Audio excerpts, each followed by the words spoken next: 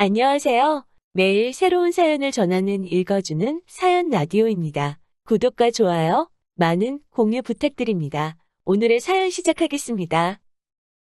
안녕하세요. 올해 32살 여자입니다. 결혼을 앞두고 있었는데, 이젠 정말 예비 신랑의 내로남불식 효도에 지쳐서 헛된 기대는 그만하려고요. 예비 신랑은 저보다 1살 연상이고 중견기업에 다니고 있는 회사원입니다. 저는 시간제 강사를 하면서 운동 가르치면서 돈을 벌고 있어요. 장소를 대여해서 일정의 수수료 형식으로 자리세를 내고 수업을 하는 형식으로 일을 하고 있어요.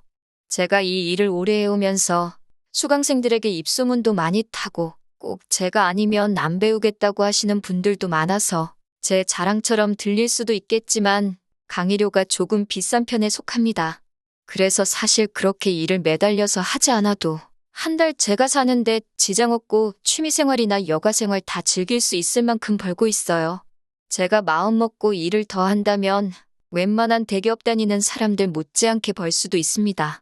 하지만 그렇게까지는 일을 하고 싶지는 않아서 적당한 선에서 워라밸을 찾아 여가를 즐기면서 살고 있고요. 그래서 벌이 자체는 중견급 기업 다니고 있는 예비 신랑에 비교하면 제가 조금 낮은 편이기는 합니다. 하지만 제 벌이는 제가 하기에 따라 더 많아지기도 하는 제 직업적인 특성이 있다 보니 벌이에 대해서는 제가 부족하다는 생각을 가져본 적은 한 번도 없어요.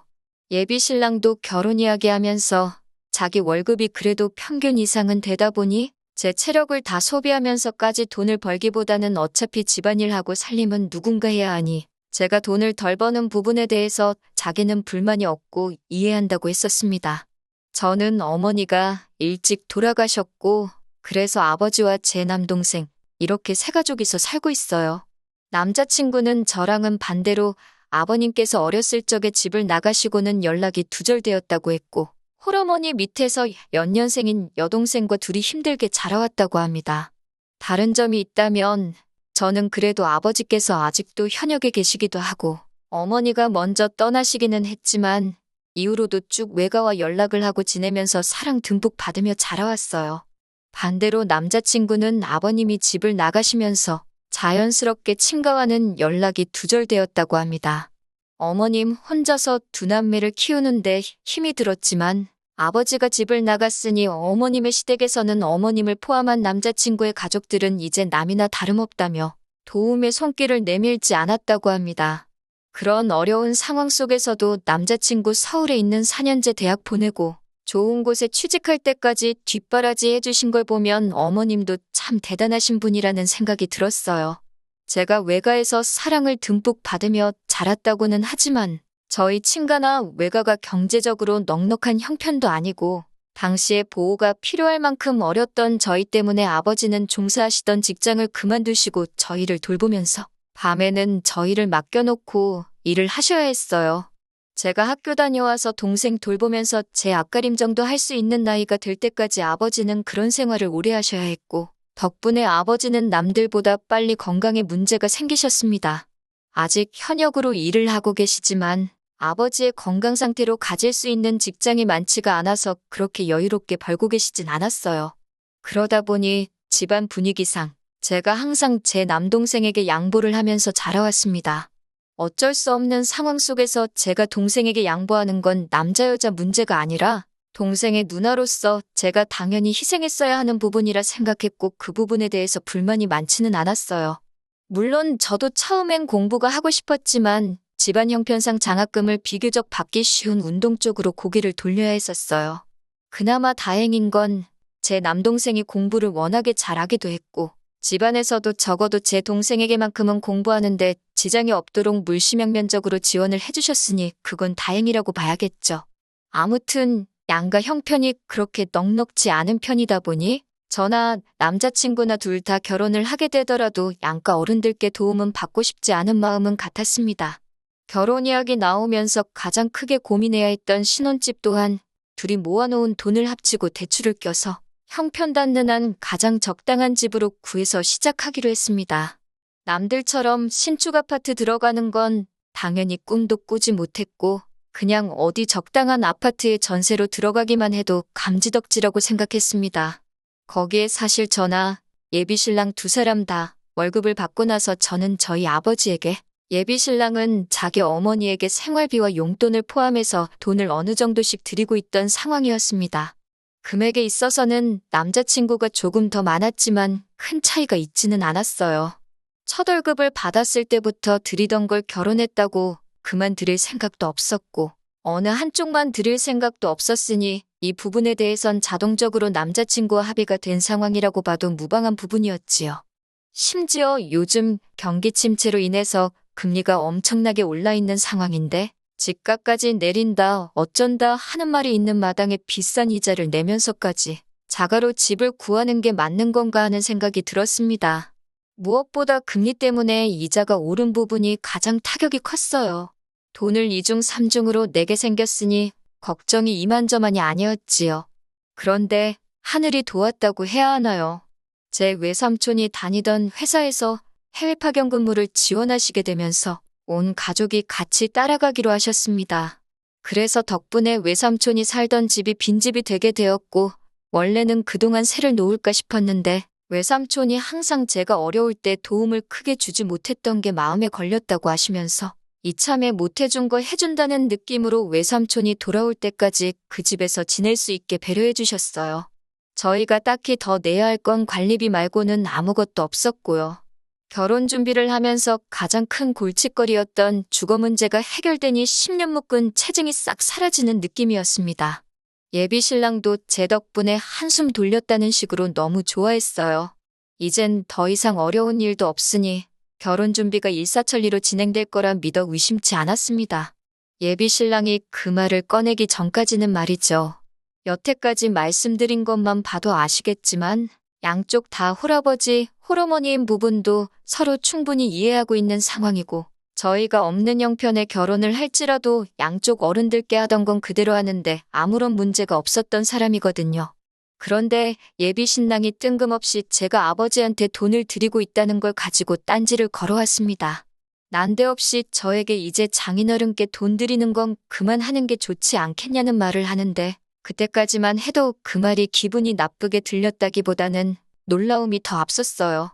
왜냐하면 예비 신랑도 어머님께 돈을 드리고 있었고 저는 당연히 각자 부모님께 돈을 드리고 있는 상황에 그런 말을 꺼낸 예비 신랑의 참뜻이 다른 게 아니고 이제 우리가 결혼을 하니 부모님께 드리고 있던 지원을 끊어내자고 하는 말인 줄로만 알았거든요.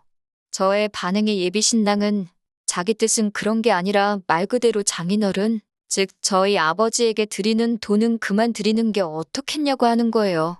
난데없이 그게 무슨 소리냐고 물어보니 저희 아버지는 아직 현역으로 일도 하시고 계신데 굳이 월급도 얼마 안 되는 제가 돈까지 드릴 필요가 있냐고 하는 겁니다. 당장 저희 외삼촌 때문에 집값으로 돈 나갈 일이 없어진 건 좋은 일이지만 반대로 생각하면 외삼촌이 다시 한국에 돌아온다면 그 집을 비워줘야 하는 건데 하루빨리 돈을 모을 생각을 하는 게 더 좋지 않겠냐고 하는 거예요. 그러려면 예비 신랑의 말은 저희 아버지께 지원하고 있던 돈을 끊어내야 한다고 하는 소리였고요. 솔직히 예비 신랑의 말이 전부 다 틀린 건 아니지만 반은 맞고 반은 틀린 소리였습니다. 외삼촌이 돌아오시면 집을 새로 구해야 되는 사실은 맞는 소리이기도 하고 저도 뼈가 저리도록 인지하고 있는 부분이기는 하지만 그렇다고 해서 제가 저희 아버지에게 하고 있던 효도를 그만하라고 강제할 수 없는 소리이기도 하지요. 남자친구가 제게 그런 말을 할 수 있는 전제 조건은 딱 하나밖에 없다는 말인 거예요. 제가 제 아버지에게 생활비를 드리고 있는 게 싫으면 예비 신랑 본인도 자기 어머니에게 드리고 있는 생활비를 끊어내기로 하고 그 후에 저한테도 같은 제안을 해야 한다는 말인 거죠. 그래서 저는 아버지께 드리는 돈은 힘든 와중에도 건강 잃어가며 나를 키워주신 은혜를 갚는 돈이기 때문에 당신이 당신 어머니께 드리는 돈을 중단하고 나에게 똑같은 걸 요구하는 조건이 아닌 이상은 그렇게 할 생각이 없다고 저의 생각을 정확하게 전달해줬습니다. 예비 신랑은 저희 거절에 그래도 장인어른이 계속 일도 하고 계시고 저희 집에는 처남도 있지 않느냐 하고 따져묻기 시작하더군요. 제 남동생은 이제 막 학업이 끝난 상태이고 아직 취직 준비하고 있는데 취직이 되지도 않은 제 동생이 아버지를 부양하면 되는 거 아니냐고 말하고 있으니 어이가 없었습니다. 그래서 저도 당신도 동생이 있지 않냐고 물었어요. 저희 집과는 반대로 남자친구 집에서는 동생인 예비 신우가 양보를 해서 남자친구가 대학 공부를 할 수 있었습니다. 덕분에 예비 신우는 20살이 돼서부터 미용 쪽 일을 시작했고, 그러다 보니 모아놓은 돈도 상당하고 벌이도 나쁘지 않은 편이었거든요. 그런데 남편은 어머니와 장인어른의 입장이 다르다는 의견을 바꿀 생각도 없어 보였고, 오히려 예비 신우와 제 남동생의 상황을 비교하면서 자기 동생은 앞으로 시집을 가야 하니 어머니의 경제적인 부양은 자기가 계속 할 수 있지만 저희 집에서는 여자인 제가 시집을 오는 거니 제가 아버지를 더 챙길 필요 없이 이제는 제 동생이 아버지를 부양하면 되는 거라고 우기기 시작하는 겁니다. 언뜻 들으면 맞는 말 같기도 하지만 생각해보세요. 이제 막 사회생활 시작도 안 한 제 동생이 모아놓은 돈 한 푼 없이 홀아버지 부양까지 하고 있다면 제 동생은 결혼을 어떻게 하겠나요? 자기 동생은 시집 가야 되니 그렇게는 못한다고 하면서 제 동생은 남자니까 어떻게든 하라고 하는 말이 무책임해 보였습니다. 그래서 저는 절대 눈에 흙이 들어가도 당신이 원하는 대로는 할 수 없을 거라고 다시 한번 강조했습니다. 저는 단 하나, 당신도 어머님에 대한 지원을 그만둔다면 그때 가서 나도 똑같이 아버지에 대한 지원을 끊겠다고 이 결정은 바꾸지 않을 거라고 엄포를 놓았어요. 그러니 예비 신랑은 끝까지 저한테 쓸데없는 데서 고집을 부린다면서 세상 천지의 모든 사람들한테 물어보라고 말하며 자기가 하는 말이 정답이고 제 말은 억지라고 하는 겁니다. 그래서 그날은 원래 데이트를 하기로 한 날인데도 불구하고 더는 기분이 나빠같이 있을 수가 없어서 집으로 그냥 돌아왔네요. 제 기분을 풀어주려는 건지 마저 설득시키려는 건지 예비 신랑에게서 전화가 쉴 새 없이 걸려왔지만 저는 하나도 받지 않았습니다. 그렇게 전화기가 10번 정도 연속으로 울리고 나니 그 뒤로부터는 전화가 없더라고요. 그 다음 날도 그 다다음 날도 예비 신랑이 걸어온 전화는 전부 다 무시해버렸습니다. 제가 연락이 두절이 되니 오죽 답답했는지 어떻게 제 시간표를 알고 온 건지 마냥 죽치고 기다렸는지 모르겠는데 제가 일하는 체육관 앞에서 저를 기다리고 있더라고요. 적어도 1시간은 밖에서 기다렸을 텐데 기다린 성의를 봐서도 예비 신랑이 무슨 말이 저에게 그렇게 하고 싶어서 저러는지 드러나 보자 싶었습니다. 다만 저는 수업이 있어서 출근을 했던 거였기 때문에 예비 신랑한테 근처 카페에라도 가서 1시간을 더 기다리라고 말해야만 했어요. 수업이 끝나고 카페에 가니 예비 신랑이 저를 기다렸다는 듯이 자리에서 일어나 저를 부르고 있더라고요. 맞은편 자리에 앉았는데 예비 신랑은 제가 자리에 앉기도 전에 저랑 나누었던 대화를 가지고 자기도 충분히 많은 생각을 했다고 하면서 자기 이야기를 들어보라고 하며 계획이랍시고 주절주절 떠들기 시작하는데 자기 엄마는 용돈을 계속 줄 테니 너네 아버지한테 주던 돈은 그만 주라고 하는 말보다 더 어이없는 말을 꺼냈습니다. 예비 신랑이 해결책이라고 꺼낸 이야기는 아예 홀시어머니를 모시고 같이 살자고 하는 겁니다. 제가 테이블 안쪽에 정리되어 있던 의자를 빼느라고 잘못 들었나 싶어서 제가 들은 게 맞냐고 물어봤더니 예비 신랑은 다시 한번 강조하듯이 합가를 하자고 자기 어머니 모시고 셋이서 알콩달콩같이 살자는 겁니다. 제정신으로 하는 소리인가 싶었는데 진심이었어요. 합가를 하게 되면 모든 게 완벽하게 돌아간다는 겁니다. 말인즉슨 어머님이 우리와 같이 살게 되면서 집안일이나 살림을 어느 정도 도와주실 테니 그만큼 저희 집안일 부담이 줄어드는 것이고 집안일에 쏟아야 하는 시간이 줄어든 만큼 제가 수업 몇 개를 더 잡아서 일을 더 할 수 있다는 겁니다. 제가 일을 더 하면 달에 버는 돈이 지금보다 훨씬 늘어나기 마련이고 그러면 저는 그 늘어난 벌이로 아버지에게 경제적 지원을 해주면 되는 거 아니겠냐 하는 겁니다. 그리고 어머니가 제가 해야 할 집안일을 도와주는 거나 마찬가지니 제가 어머님에게 집안일 해주는 월급 마냥 제가 벌어온 돈으로 어머님께 돈을 더 드리면 되는 거 아니겠냐고요. 매번 말은 그럴싸하게 하는 것 같지만 내로남불 자기만 효도하려고 하는 개수작을 넘어서 이번에는 아예 저한테 대리효도를 강요하고 있는 모습에 어이가 없어서 말도 제대로 안 나오더라고요. 나지막히 그럴 거면 아예 신우도 데리고 살지 그러냐고 비아냥대듯이 이야기했습니다. 그런데 예비 신랑은 눈치가 없는 건지 없는 척을 하는 건지 얼굴에 웃음꽃이 활짝 피더니 진짜 그래도 되냐고 하는 겁니다. 그러면서 저희 외삼촌 집이 방이 3개이니 안방은 어머님들이고 제일 작은 방은 자기 여동생이 쓰게 하면 되겠다 하는 거예요. 정말 남자친구 하는 꼬라지가 점입가경이었습니다. 예비 신우는 집안일은 못 도와주지만 빨래나 설거지 같은 걸 시키겠다고 하면서 집안일을 그렇게 크게 도와주는 게 아니니 한 달에 한 20만 원만 용돈하라고 주면 되겠다고 하면서 아주 지 식구들 줄 돈을 제가 번 돈으로 털어먹으려는 계획을 얼굴색 하나 변하지 않고 세상에서 제일 착한 사람이냥 연기하면서 떠들고 있더라고요. 누가 보면 제가 악덕 며느리, 악덕새 언니라도 되는 것처럼 말입니다.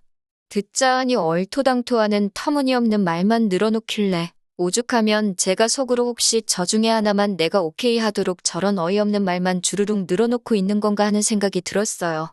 어디 한번 갈 때까지 가보자는 말인가도 싶어서 저도 듣고만 있다가 한마디 건넸습니다. 지금 어머님을 모시고 신우까지 들여서 살자는 이야기하는 거면 어차피 방도 3개인 집에서 시작하게 되었는데 길게 이야기할 게 뭐 있냐고. 나도 똑같이 우리 아버지 모시고 동생 데리고 들어와서 살겠다고 했습니다. 사실 이때까지도 결혼을 뒤집어 버리겠다 하는 생각보다 예비 신랑에게 자기가 하고 있는 말들이 얼마나 터무니없는 상황인가를 똑같은 방법을 써서 알려주고 싶었어요. 그런데 예비 신랑 반응이 더 어이가 없더군요. 곰곰이 생각하는 척을 하더니 그것도 좋은 방법이겠다 하는 겁니다. 장인어른이 어쨌든 많지는 않지만 돈을 벌고 계시니 그 돈으로 우리 가족들, 그러니까 예비 시모와 신우 생활비를 하면 딱 좋겠다고요. 그런데 또 한 번 곰곰이 생각하더니 그래도 천안까지 드리는 건 조금 무리가 있다면서 처남은 그냥 독립시키면 안 되나? 하면서 혼자 중얼거리는 거예요. 제 동생은 또 뭐 때문에 같이 못 살겠냐 하니 그래도 예비 신우랑 제 동생이 장성한 두 남녀인데 한 공간에 있다가 겹사돈이 될 수도 있는 거 아니냐고 합니다. 그러면서 자기 동생, 그러니까 예비 신우는 이제 자리도 잡히고 안정적으로 돈을 벌고 있는 상황인데 처남은 지금 직장도 없지 않냐고 하면서 자기 여동생을 넘보기에는 한참 멀었다고 하는 거예요. 예비 신우는 더 좋은 남자를 만날 자격이 있다나요? 그것도 어이가 없었습니다. 예비 신우 직업을 무시하는 게 아니고 손아랫 사람이라고 하지만 사실 예비 신랑하고 연년생이라 저랑 동갑이거든요. 저도 경력이 쌓이고 쌓여 지금 안정적인 수입원이 생겨 있는 것처럼 신우도 똑같이 20살부터 일을 시작했으니 현재 자리를 잡고 안정적인 상황이 돼 있는 건 당연한 일이라고 생각합니다. 그에 반해 제 동생은 이제 27돼서 공부를 마치고 취직 준비 시작한 지도 얼마 되지 않은 데다가 예비 신랑 다니는 정도의 회사에서는 제 동생 데리고 가고 싶다고 스카우트 제의가 먼저 오고 있는 상황인데 어디 제 동생을 지 여동생에 비할 게 안 된다느니 조건이 딸린다느니 그런 이야기를 하는 건지 웃기지도 않았습니다. 애초에 예비 신우라는 특이한 조건을 떠나서 저도 제 동생이 저랑 동갑내기 여자를 결혼할 상대라고 데리고 온다면 기분이 별로일 것 같거든요. 그런데 예비 신랑은 끝까지 자기는 관대하고 자기 가족들은 도와줘야 하고 처가와 시가 차별을 두지 않고 양가에 잘한다는 식으로 씨알도 먹히지도 않을 연기를 하면서 말도 안 되는 조건을 갖다 붙이고 있으니 어이가 없었습니다. 거기서 끝냈어도 충분히 정이 떨어졌을 텐데 예비 신랑이 덧붙인 한마디에 저는 이 결혼을 완전 쪽내야겠다 결심을 하고 말았어요. 처남이 자기 여동생을 꼬셔가서 겹사돈이 되면 어떡하냐는 말도 발칙해서 어이가 없었는데 곰곰이 생각해보더니 결국에는 우리 아버지도 같이 모시고 사는 건 넌센스가 아니냐고 하는 겁니다.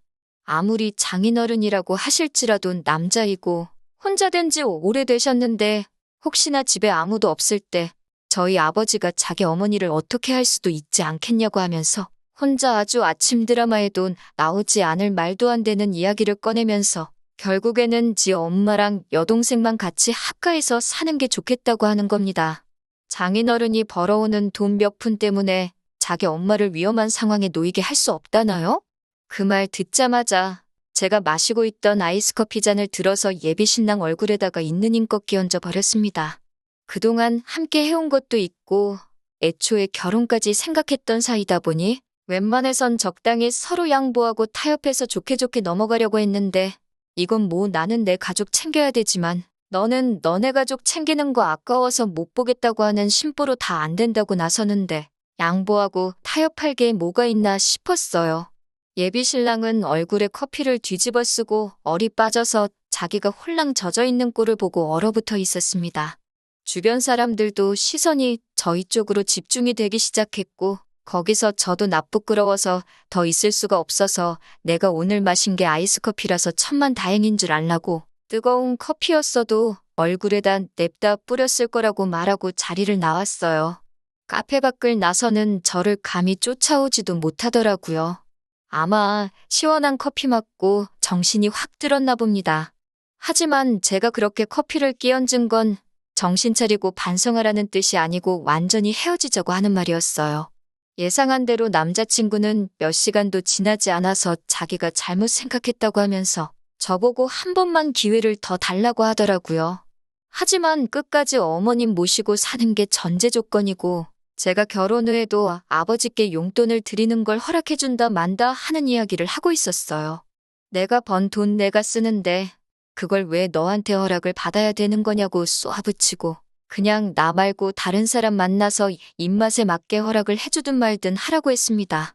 기어이 집 앞까지 찾아와서 제 다리를 붙잡고 빌었는데 자초지종을 들은 제 남동생하고 아버지가 밖까지 쫓아나와서 한 번만 더 집 근처나 제 근처에서 얼씬대면 말로는 안 끝날 거라고 강하게 나오니 예비 신랑은 잔뜩 겁을 먹고서는 정말 제 근처에 얼씬도 안 하더라고요. 그래서 덕분에 안전이별했습니다. 아버지는 제가 결혼을 눈앞에 두고 당신 용돈 드리는 것 때문에 제가 파혼하게 된 거 아니냐며 책임감을 느끼셨는데 전혀 그렇지 않다고 했어요.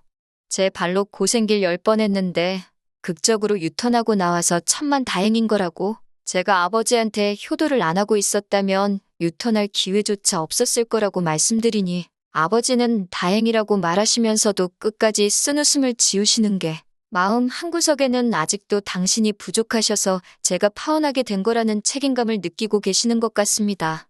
편의상 예비 신랑이라고 적기는 했지만 그 자식 솔직히 앞으로도 하는 일마다 다 안 풀렸으면 좋겠고 어디 새로운 사람을 만나더라도 자기 어머니랑 여동생 놓지 못해서 만나는 족족 안 좋게 끝나버리면 좋겠습니다.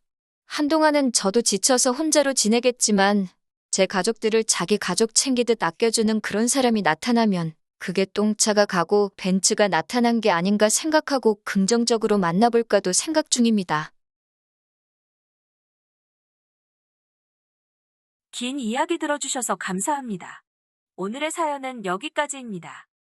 구독과 좋아요, 알람 설정해주시면 앞으로 더 좋은 사연으로 찾아오겠습니다. 감사합니다.